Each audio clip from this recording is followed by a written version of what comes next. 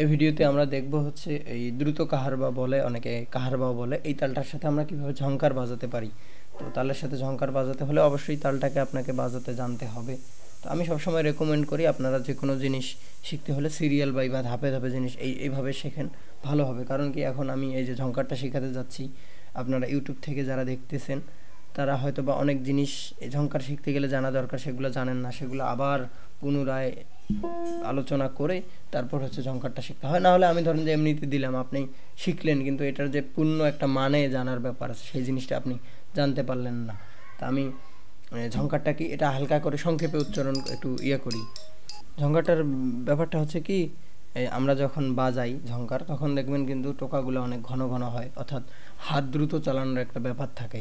তো এই ঝংকারের মেন কনসেপ্টটা হচ্ছে আমরা তাল বাজাতে যেটুকু সময় ব্যয় করি, অর্থাৎ প্রতিটা তালের তো একটা নিজস্বতা আছে, সেই নিজস্বতাটাকে ঠিক রেখে তালের ফুয়ারা, তালের ছন্দ সেটাকে ঠিক রেখে একই সময়ের মধ্যে একই তালের ভেতরে টোকাগুলোকে ডাবল করে দেওয়া যাতে শুনতে ভালো লাগে।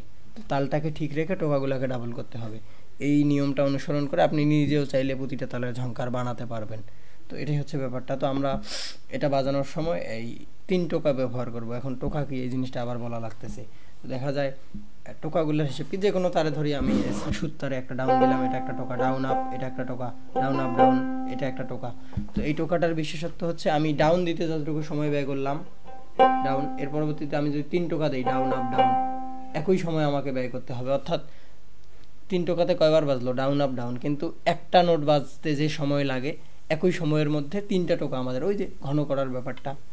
তো এটাই হচ্ছে ব্যাপারটা। তো এটা বাজানোর সময় বা বাজানোর জন্য আমরা 3 টোকার ব্যবহার করব। তো আপনারা প্রথমত 3 টোকাটাকে down up down, down up down, down up down, down up down practice করে করে একটা ইয়েতে নিয়ে আসবেন, down up down, down up down.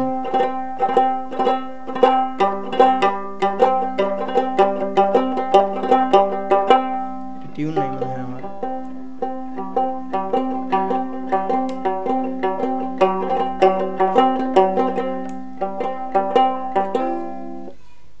তো দেখেন আমি একটু দেখাই আপনাদেরকে।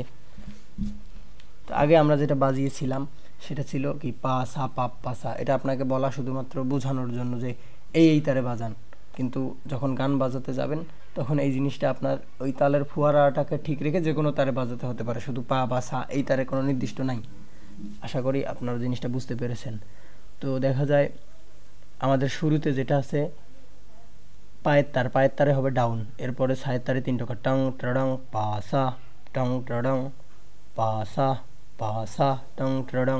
এরপরে পাপ্পা পাপ্পা 2টা ডাউন ডাউন, পাসা পাপ্পা সা, টং ট্রডং down down down, down down down down down down, এরকম। তো জিনিসটাকে নোট করে নেন, ভিডিওটা পজ করে আমি একটু বাজিয়ে দেখাই। তো দেখেন প্রথমে ছিল কি পায়ের তারে ডাউন টং, এর পরবর্তীতে সায়ের তারে 3 টোকা, ট্রডং টং ট্রডং টং ট্রডং টং ট্রডং down down down down down down down down, পা কি বলে পা সা পা পা সা পা সা পা পা সা পা সা পা পা সা।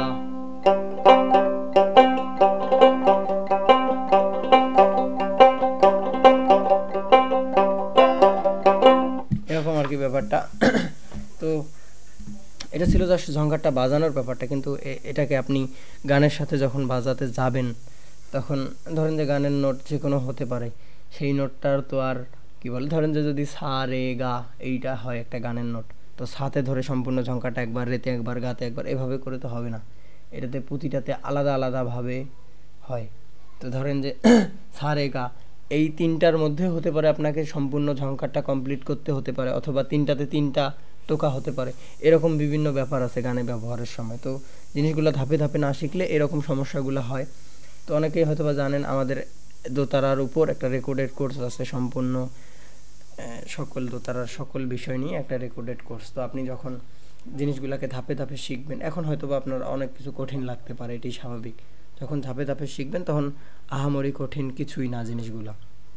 প্রথম কথা হচ্ছে আমাদের এখানে সমস্ত জিনিসগুলা কিভাবে ধরবেন, কিভাবে টিউন করবেন সেটা থেকে শুরু করে তালগুলা, সারেগামা, তালের সাথে ঝংকার, তালের সাথে বাজানোর ব্যাপারগুলা, যে কোনো গানের সুর নিজে নিজে খুঁজে পাওয়া, সব কিছুই সুন্দরভাবে ভিডিও আকারে উপস্থাপন করা আছে। ভিডিও আকারে থাকলেও দেখা যায় এখন শিখতেছেন, আপনি শেখার পর্যায়ে বিভিন্ন রকম সমস্যা হয়। আপনি যদি কি বলে জানতেন বা পারতেন, আমার এই ভিডিওটাও দেখতেন না, আমার কাছেও আসতেন না, তো শিখতে আসলে সমস্যা হবে।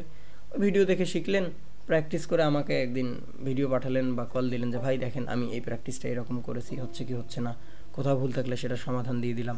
মোটামুটি ভিডিও দেখে শিখলেও এই যে গাইডলাইনের যে ব্যাপারটা আছে না, কিভাবে হবে, কোথায় যাব, কি করব ভাই, এক কথায় আমি আপনাকে ফুল টাইম সময় না দিলেও যেইখানে দরকার সেইখানে সময় দেবো। এই রেকর্ডেড কোর্সটা এইভাবে সাজানো। তো স্বল্প মূল্যে যারা শিখতে চাচ্ছেন, অনেকেই আছে আর্থিক সমস্যার কারণে কিভাবে শিখবে, কোথায় শিখবে বুঝে উঠতে পারে না, তো তাদেরকে উদ্দেশ্য করেই আমাদের এটা বানানো। তো আমি বলতে পারি আপনারা যদি প্র্যাকটিস করে যে প্র্যাকটিসের বিষয়গুলো আছে আপনার আয়ত্তে নিয়ে আসতে পারেন, অবশ্যই ভালো একটা ফলাফল পাবেন। তো যারা জয়েন করতে চাচ্ছেন স্ক্রিনে দেওয়া নাম্বারে যোগাযোগ করলে জয়েন করতে পারবেন। তো ধন্যবাদ সবাইকে, ভালো থাকবেন, দেখা হবে পরবর্তী কোনো ভিডিওতে।